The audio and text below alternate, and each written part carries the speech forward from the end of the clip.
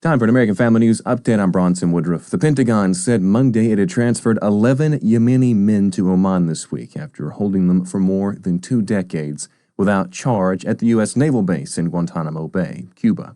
The transfer was the latest and biggest push by the Biden administration in its final weeks to clear Guantanamo of the last remaining detainees. Guantanamo held about 800 detainees at its peak.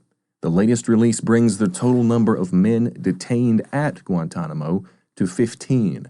That's the fewest since the year 2002.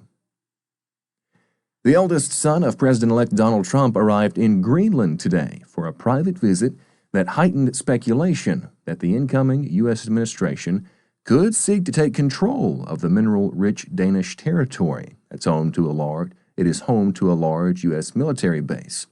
The Danish state broadcaster reported that Donald Trump Jr.'s plane landed in Nuuk, capital of the vast and icy Arctic territory that has some 57,000 residents.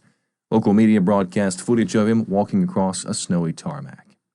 In a statement, Greenland's government said Trump Jr.'s visit would take place, quote, as a private individual, end quote, and not as an official visit, and the Greenlandic representatives would not meet with him.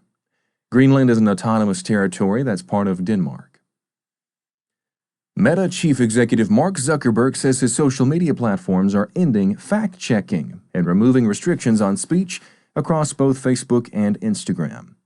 In a statement released early this morning, Zuckerberg said, quote, "We're going to get back to our roots and focus on reducing mistakes, simplifying our policies, and restoring free expression on our platforms. More specifically, we're going to get rid of fact-checkers and replace them with community notes, similar to X, starting in the U.S.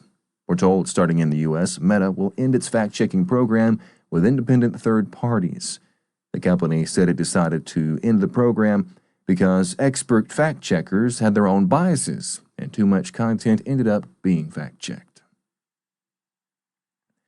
The next round of bitter cold was set to envelop the southern U.S. today after the first significant winter storm of the year blasted a huge swath of the country with ice, snow, and wind.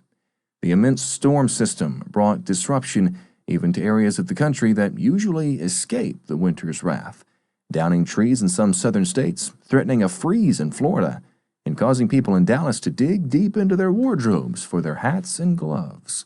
By early this morning, wind chill temperatures could have dipped into the teens to low 20s from Texas across the Gulf Coast, according to the National Weather Service. A low-pressure system then expected to form as soon as Wednesday near South Texas, bringing the potential for snow to parts of the state that include Dallas, as well as to Oklahoma, Arkansas, and Louisiana.